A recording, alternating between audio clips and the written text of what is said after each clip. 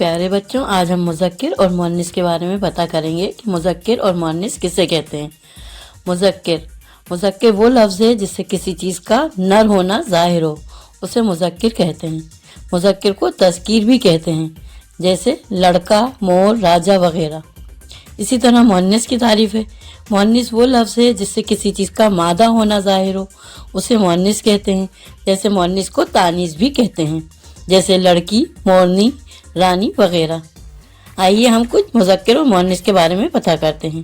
لڑکا، لڑکی، بکرا، بکری، شاعر، شاعرہ، راجا، رانی، بیل، گائے، بھائی، بہن، بیٹا، بیٹی، میاں، بیوی، گھوڑا، گھوڑی، نوکر، نوکرانی، ماموں، مامی، شکاری، شکارن، نواب، بیگم، مرد، عورت۔ یہ سب مذکر اور مؤنث میں آتے ہیں۔